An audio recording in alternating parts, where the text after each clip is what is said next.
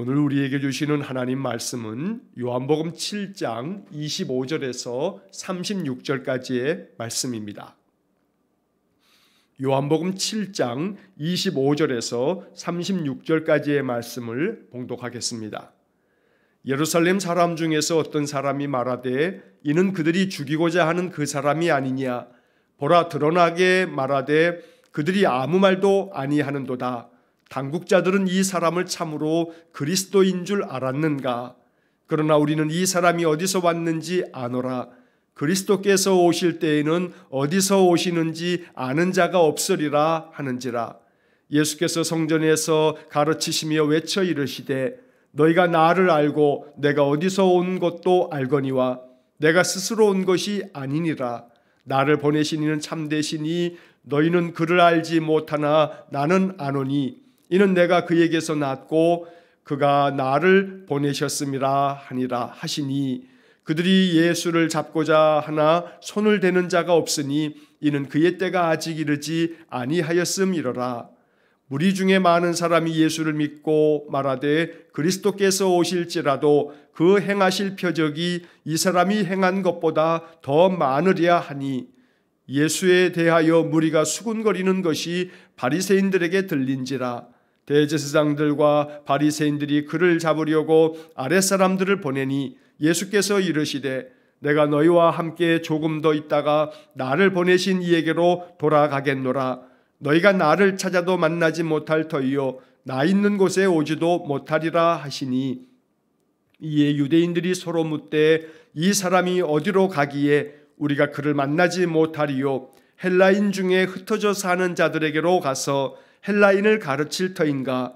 나를 찾아도 만나지 못할 터이요 나 있는 곳에 오지도 못하리라 한 이 말이 무슨 말이냐 하니라. 아멘. 자, 어제 말씀에 이어서 오늘 25절에서 이 36절까지 말씀에서 예수님께서 지금 초막절 명절 중간에 예루살렘에 올라가셔서 성전에서 많은 사람들을 가르치시면서 주님께서 하신 그런 말씀들이 지금 이어지고 있습니다. 예수님께서는 이 성전에서 말씀을 듣는 많은 유대인들에게 말씀하셨습니다. 너희들은 율법을 지키지 않는다. 너희들이 나를 죽이려고 한다. 너희들이 나를 죽이려고 하는 그것은 너희들이 그 율법에 바로 제6계명 살인하지 말라 했는데 너희들이 나를 죽이려고 하니 율법을 어기려고 하는 것이 아니냐라고 이렇게 말씀하시면서 안식일에 내가 38년 된 병자를 고쳐주었다고 너희들이 나를 죽이려고 하니 너희들 가만히 생각해봐라. 너희들이 율법에 의해서 아이를 낳으면 난 지 8일 만에 이제 할례를 행하게 되는데 그 할례를 행하는 그 8일째 날이 안식일이 되면 안식일법이 있음에도 불구하고 아무것도 하지 말라는 이 안식일법을 너희들이 어겨가면서 할례를 행하지 않느냐. 이처럼 안식일이라고 하는 것이 사람을 위해서 있는 것이기 때문에 안식일에 너희들이 할례를 행하는 것처럼 너희들조차도 안식일법을 어기고 있는 것이 아니냐. 하물며 내가 안식일에 사람의 몸을 건강하게 만드는 이 치유사역, 회복의 사역을 감당하는 것이 어찌 잘못된 것이냐고 주님께서 말씀해 주시는 그런 장면을 우리가 어제 아침에 읽었습니다. 자, 그래서 이제 이 예수님의 말씀들을 쭉 들으면서 오늘 본문 25절의 말씀으로 이제 넘어오면 예루살렘 사람 중에서 어떤 사람들이 이야기를 하는 겁니다. 이는 그들이 죽이고자 하는 그 사람이 아니냐. 예루살렘 많은 사람들은 알고 있었습니다. 예수님께서 이 예루살렘 북문 바로 베데스다 연못에서 이 38년 된 병자를 고쳐주실 때 이것을 들었던 산헤드린 공회 여러 사람들이 예수님을 죽이려고 음모를 꾸미면서 이 소문이 바로 예루살렘 사람들에게 널리 퍼져 있었던 겁니다.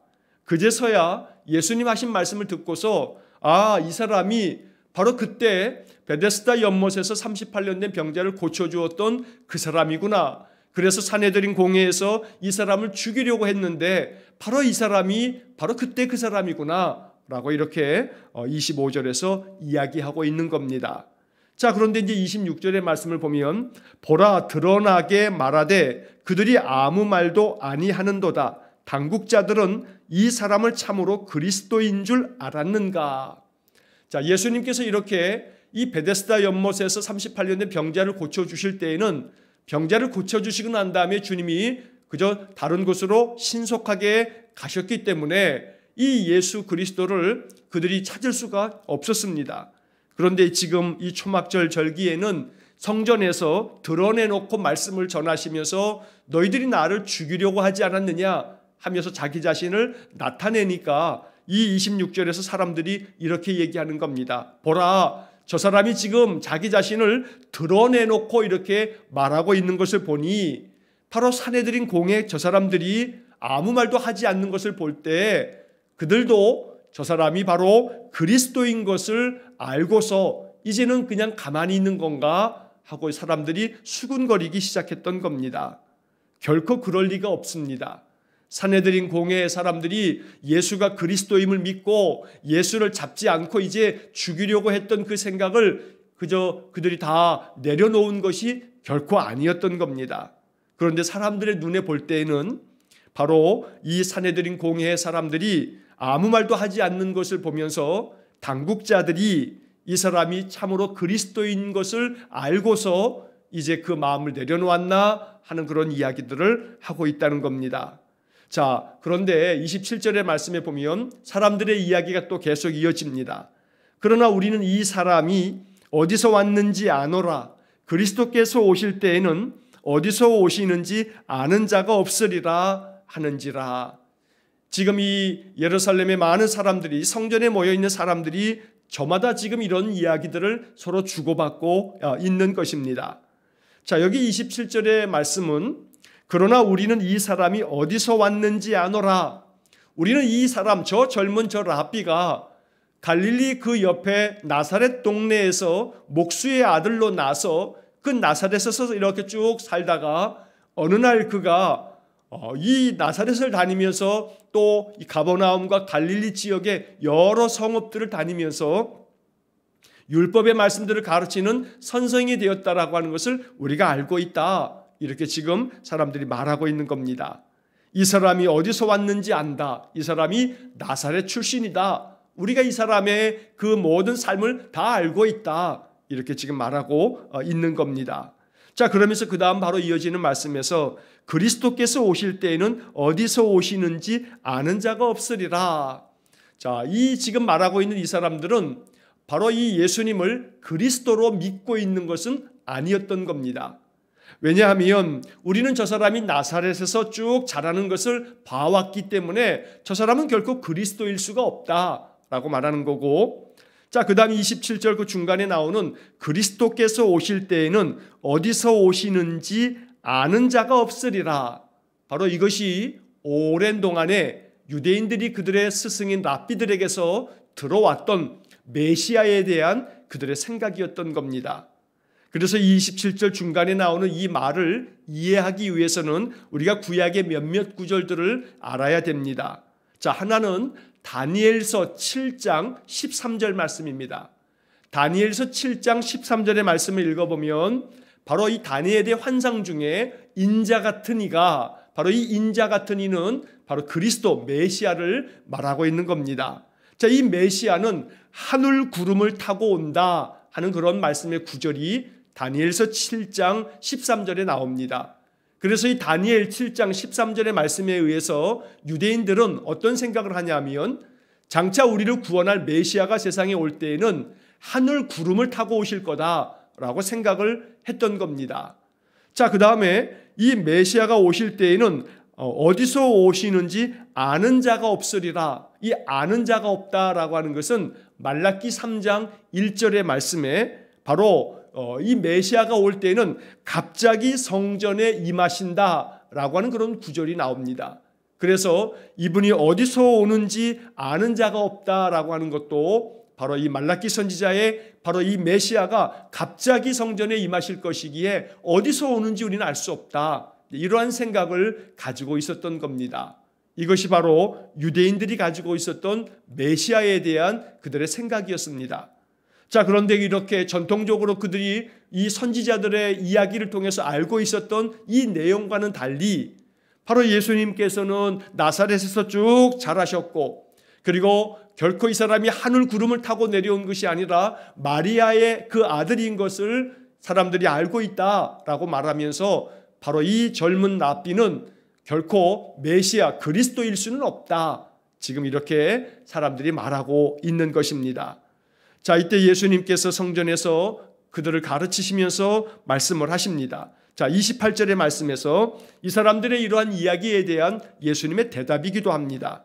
자, 28절, 예수께서 성전에서 가르치시며 외쳐 이르시되 너희가 나를 알고 내가 어디서 온 것도 알거니와 내가 스스로 온 것이 아니니라. 나를 보내신 이는 참되시니 너희는 그를 알지 못하나. 29절, 나는 아노니 이는 내가 그에게서 났고 그가 나를 보내셨음이라 하시니.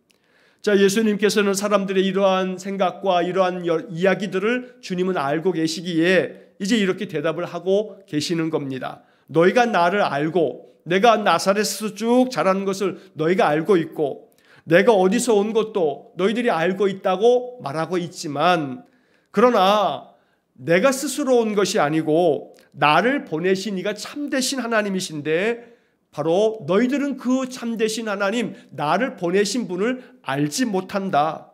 나는 그 참되신 하나님, 나를 보내신 분을 내가 알고 있는데 바로 내가 그분에게서 났다. 나는 그분에게서 온 거다 라고 이렇게 주님이 말씀하는 겁니다. 사실 이렇게 이 글을 읽을 때 우리는 예수님께서 저 하늘 보좌를 버리시고 이 땅에 낮고 천한 인간이 되어서 성육신, 바로 하나님이 육신이 되어서 이 땅에 오신 메시아 그리스도임을 우리는 알고 있습니다. 하지만 2000년 전에 예수님의 이 이야기를 듣는 사람들은 결코 이것을 알 리가 없기 때문에 주님의 이 말씀이 사실은 이해할 수 없는 말씀이고 또한 납득이 되지 않는 말씀이었을 겁니다. 그러나 여기서 중요한 예수님의 선언은 내가 스스로 온 것이 아니다. 내가 이 땅에 온 것은 내 마음대로 내 뜻대로 온 것이 아니고 나를 보내신 바로 그 참되신 하나님이 나를 이 땅에 보내신 것이다 라고 주님께서 말씀하고 있는 것입니다. 그래서 주님은 사람들이 말하기를 우리는 저 사람이 어디서 왔는지 안다 라고 말하고 있지만, 그러나 너희들이 아는 것처럼 내가 바로 이 땅에 온 것은 저 육신의 부모 요셉과 마리아에게서 내가 나와서 너희들은 내가 육신의 사람으로 알고 있지만 그러나 나는 바로 나를 보내신 하나님에게서 났다라고 주님께서 29절에서 이렇게 말씀하고 있는 겁니다. 이것을 통해서 예수님이 누구인지를 주님은 스스로 분명하게 알려주고 계셨던 겁니다. 자, 우리는 이 28절과 29절의 말씀을 읽으면서 주님께서 말씀하신 이 말씀 중에 나를 보내시니 라고 하는 구절을 우리가 보게 됩니다. 자, 어제도 말씀드린 것처럼 예수님께서는 이 요한복음서에서 나를 보내신 이러한 표현을 참 많이 합니다. 29번이나 요한복음에 나온다고 말씀을 드렸습니다. 나를 보내신 그 하나님이 바로 이 땅에 나를 내보내셔서 내가 이 땅에서 이 사역을 펼치는 것이라고 주님이 말씀하고 있는 것입니다. 그래서 우리는 이 말씀을 읽으면서 이러한 마음의 묵상이 우리 안에 또 가득 생겨지기를 원합니다. 나를 보내신 하나님, 주님께서 이 땅에 하나님이 보내셨기에 메시아 그리스도로 오신 것처럼 우리 역시 마찬가지로 우리 한 사람 한 사람도 나를 보내신 하나님께서 이 땅에 나를 나게 하시고 이 땅에서 하나님 백성으로 살게 하시고 하나님의 뜻을 이루면서 살도록 하나님이 나를 보내셨다. 이것이 바로 우리의 마음의 믿음의 고백이어야 합니다. 보내심을 받은 자, 바로 이것이 사도라고 하는 말의 뜻입니다. 여러분, 예수님께서 12 제자를 부르셔서 그들을 사도라고 말씀하셨습니다. 이 사도라고 하는 말은 헬라어로는 아포스톨로스라고 하는 말입니다. 이 아포스톨로스라고 하는 이 말은 사도라고 이렇게 번역이 되어 있는데, 이 사도라고 하는 말은 보내심을 받은 자라고 하는 그런 뜻입니다.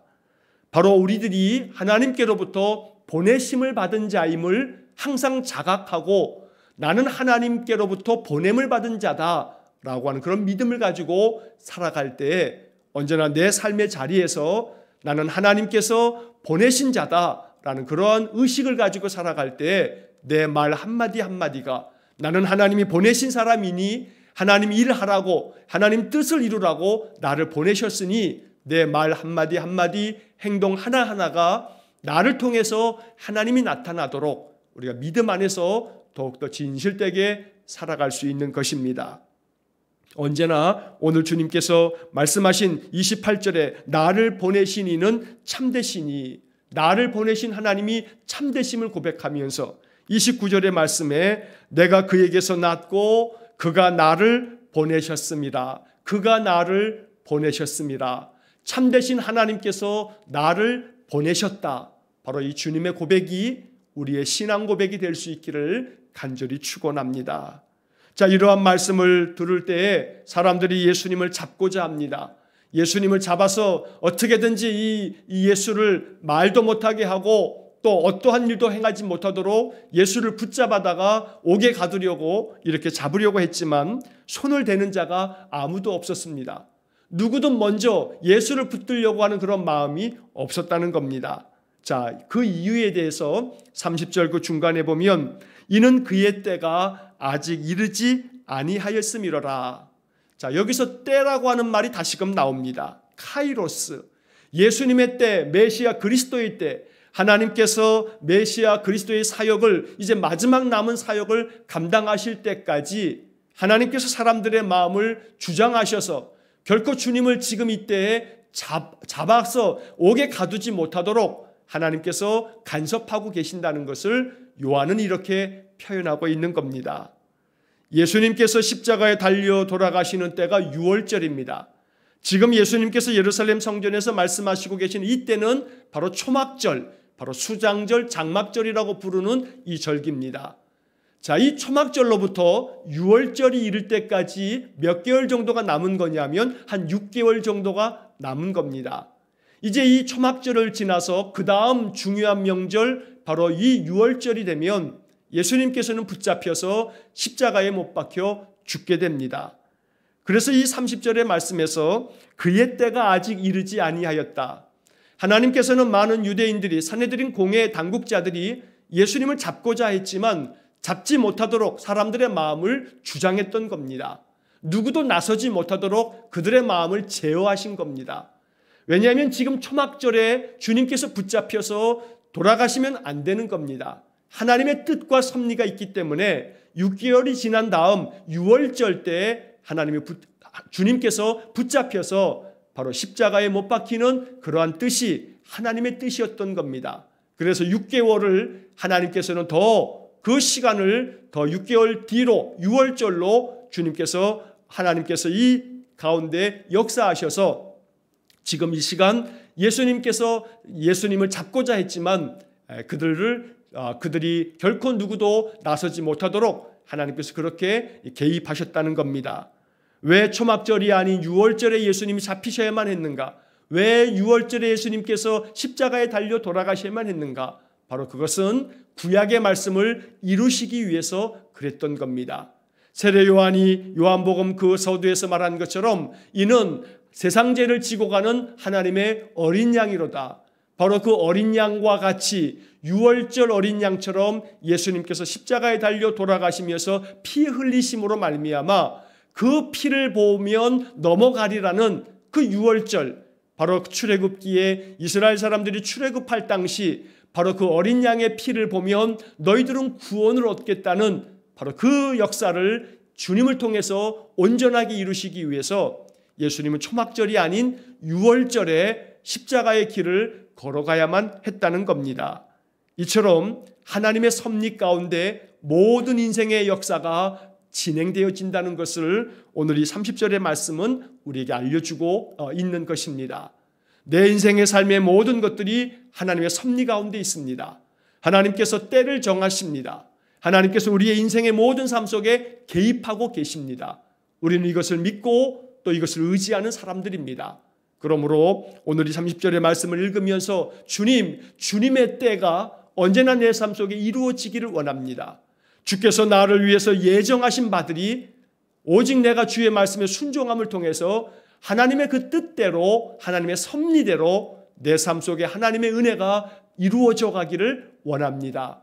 이것이 30절을 읽으면서 우리의 묵상이 되고 기도가 되기를 간절히 축원합니다. 자, 31절의 말씀에 보면 무리 중에 많은 사람이 예수를 믿고 말하되 그리스도께서 오실지라도 그 행하실 표적이 이 사람이 행한 것보다 더 많으리야 하니.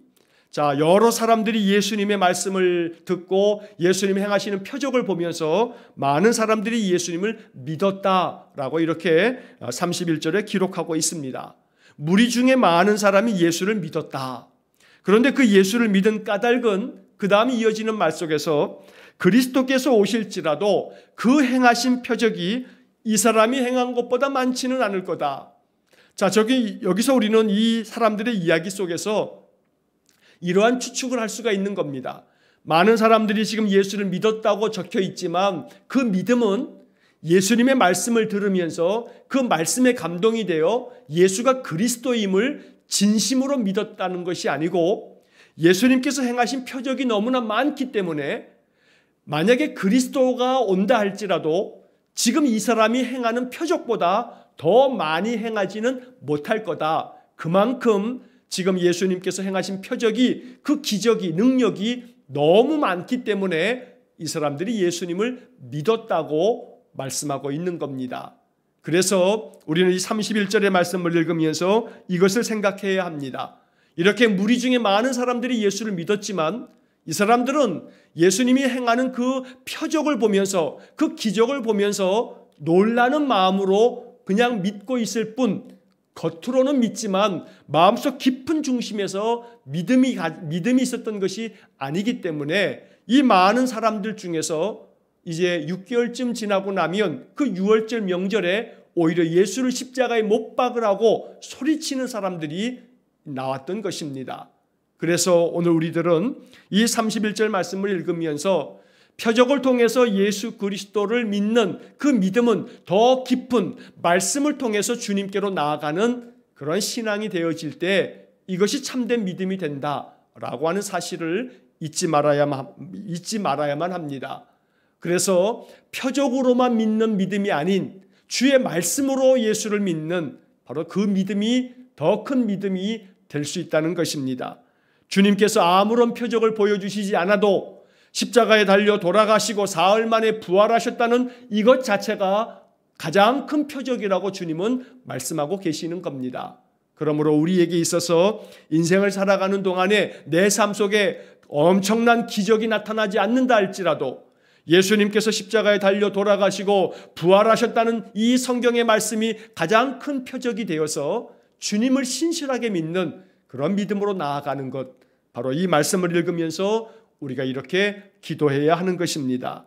자, 32절의 말씀을 이어서 보시면 예수에 대하여 무리가 수군거리는 것이 바리새인들에게 들린지라 대제사장들과 바리새인들이 그를 잡으려고 아랫사람들을 보내니. 자, 사람들이 이렇게 예수를 믿으면서 그가 했던 표적이 너무나 많다 하는 소리가 막 소문이 퍼지면서 바로 이 대제사장과 바리새인들, 바로 이 사람들은 산헤드린 공회의 중심된 사람들입니다. 그래서 결국은 이 사람들이 아랫사람들을 보내서 예수를 잡고자 합니다. 아랫사람들이라고 번역이 되어져 있습니다만 새번역 성경을 보게 되면 성전 경비병이라고 번역을 해놨습니다. 군사들을 보내서 예수를 잡고자 했다는 겁니다. 자, 그때 예수님께서 말씀을 하십니다. 33절. 예수께서 이르시되 내가 너희와 함께 조금 더 있다가 나를 보내신 이에게로 돌아가겠노라. 34절. 너희가 나를 찾아도 만나지 못할 터이요 나 있는 곳에 오지도 못하리라 하시니. 자, 이 33절과 34절이 아주 의미심장한 말씀입니다. 예수님께서 말씀하시기를 내가 너희와 함께 조금 더 있다가 나를 보내신 이에게로 나는 돌아가겠다라고 말씀합니다. 내가 조금 더 너희와 머물러 있다가 나를 보내신 그 하나님께로 내가 돌아간다. 주님께서는 지금 이제 한 6개월쯤 지나 6월절이 되게 되면 내가 바로 하나님께로 돌아간다. 내가 죽음을 맞게 되고 부활하여 승천할 것임을 주님께서 이렇게 예고하고 계시는 것입니다. 여기서도 주님은 다시 한번 나를 보내신 이에게로 나를 보내신이라고 하는 말씀을 또 말씀하고 계십니다. 자, 이렇게 주님은 언제나 나는 나를 보내신 저 하나님 아버지께로 저 하늘로 돌아갈 것이다 라고 주님은 말씀하고 계시는 겁니다. 34절에서는 너희가 나를 찾아도 만나지 못할 것이요 나 있는 곳에 오지도 못할 거다 주님 말씀하시면서 이렇게 주님은 이제 곧 조금 지나면 몇 개월 지나면 내가 저 하늘로 돌아가게 된다라고 이렇게 말씀하고 계신 겁니다. 자, 여기 33절의 이 말씀을 통해서 우리는 또 한 번 이렇게 마음속에 기도하며 묵상하는 겁니다. 우리 주님께서 말씀하신 것처럼 나를 보내신 이에게로 내가 돌아가겠노라. 바로 이것이 우리 인생의 본질입니다. 아버지께로부터 왔고 아버지의 주신 사명을 가지고 인생을 살다가 다시금 아버지께로 돌아가는 것, 이게 인생의 참된 목적이요 본질이라는 겁니다. 모두가 다 하나님께서 보내셔서 세상에 왔고 이 세상의 인생을 한평생 살다가 주님께서 우리를 부르시는 그날에 다시금 아버지 하나님께로 돌아가는 것, 이게 바로 우리 인생입니다. 그러므로 오늘 본문의 말씀을 통해서 내가 바로 그에게서 났다, 아버지로부터 내가 나서 주님께서 바로 이 땅에 오신 것이고 내가 다시 나를 보내신 아버지께로 돌아간다, 이것이 예수님의 말씀인데 이 말씀이 바로 우리에게 배움이 되고 교훈이 되어서 내 인생이 또한 그러하다라고 하는 고백이 있어야겠습니다. 하나님께서 보내셔서 우리가 이 세상에 왔고 이 인생의 삶을 살다가 하나님의 뜻을 이루면서 살다가 하나님 우리를 부르시는 그때 우리는 다시금 아버지께로, 우리를 이 땅에 보내신 하나님께로 돌아가게 될 날이 있을 겁니다. 주님이 말씀하신 것처럼 조금 더 있다가 우리는 아버지께서 우리를 부르실 때 아버지께로 돌아가게 됩니다. 얼마 남지 않은 인생의 삶일 것입니다. 우리의 인생의 삶이 조금만 더 있으면 아버지께로 돌아갈 날이 있다는 겁니다. 그러므로 아버지께로 돌아가기 전에 하나님께서 우리의 생명을 이제 하늘로 부르시기 전에 이 남은 인생의 삶 속에서 바로 하나님이 내게 목적하시는 바, 하나님이 나에게 원하시는 그 뜻을 이루기 위해서 더욱더 하나님 말씀대로 순종하는 삶을 살아야겠습니다. 자, 이렇게 주님께서 말씀하시자 이 말씀이 또 어려웠습니다. 사람들이 이렇게 이야기합니다. 35절, 이에 유대인들이 서로 묻되 이 사람이 어디로 가기에 우리가 그를 만나지 못하리요? 헬라인 중에 흩어져 사는 사람들에게로 가서 헬라인들을 가르칠 터인가? 나를 찾아도 만나지 못할 터이요 나 있는 곳에 오지도 못하리라 한 이 말이 무슨 말이냐? 사람들이 주님이 말씀하신 것이 또 어려워서 저마다 이렇게 묻고 있었던 겁니다. 자, 여기 35절에서 이 사람이 어디로 가기에 우리가 만나지 못한다고 하는가? 헬라인들, 저 흩어져 사는 사람들에게로 가서 헬라인들을 가르치려고 하신다는 건가? 자, 여기서 헬라인 중에 흩어져 사는 자들, 이것을 뭐라고 하냐면 디아스포라라고 말합니다. 헬란말로 디아스포라라고 하는 말은 흩어진 사람들이라고 하는 그런 뜻입니다. 그래서 바로 이 북이스라엘이 주전 722년에 아수르에게 망하고 또 주전 586년에 남유다가 바벨론에 망했습니다. 이렇게 나라가 망하면서 유대인들이 바로 이 아수르 제국, 바벨론 제국, 또 이집트와 저 소아시아 지역으로 다 많은 사람들이 흩어져 살았습니다. 그래서 사람들은 너희들이 나를 만나지 못할 거다라는 이야기를 들으면서 저분이 바로 저 흩어져 사는 우리 동포들 디아스포라에게 찾아가서 복음을 전하시려고 그러는 건가 하고 이렇게 이야기를 하고 있다는 겁니다. 그러나 이 말씀의 뜻은 주님께서 바로 하나님 아버지 저 하늘로 가신다는 그런 말씀을 들려주셨다는 겁니다. 오늘 이 말씀을 통해서 우리는 주님께서 우리에게 들려주신 이 말씀이 우리의 기도가 되고 또 우리의 소망이 되어야겠습니다.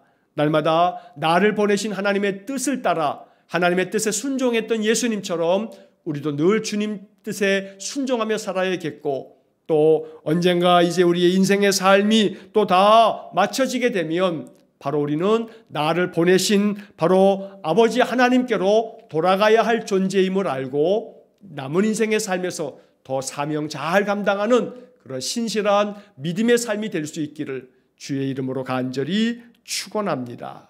기도하겠습니다.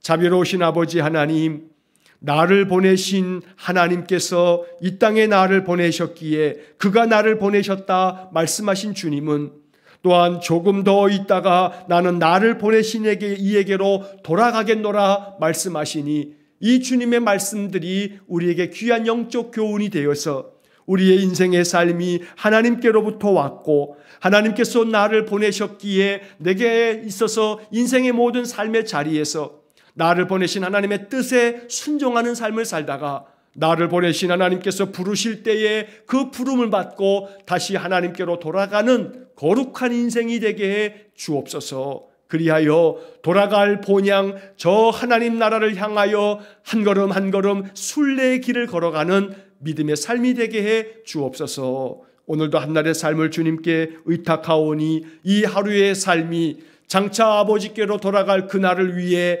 더욱더 하나님 말씀대로 순종하는 신실한 믿음의 삶이 되도록 인도하여 주옵소서. 예수님 이름으로 기도하옵나이다. 아멘. 우리 구주 예수 그리스도의 은혜와 하나님 아버지의 극진하신 사랑과 성령의 교통하심이 아버지께로부터 왔기에 아버지께서 부르시면 다시금 돌아가야 할 인생임을 깨닫고 내가 돌아갈 그날을 기억하여 언제나 남은 인생의 삶을 나를 보내신 하나님의 뜻에 순종하며 살기를 소원하는 머리 숙인 귀한 성도들 위해와 저들 가정과 온 가족들 위해 남은 인생의 삶을 통해 하나님께서 보내신 그 사명 온전하게 감당하길 원해 늘 기도하는 우리 성도들의 인생 속에 영원토록 함께 하시길 축원하옵나이다. 아멘.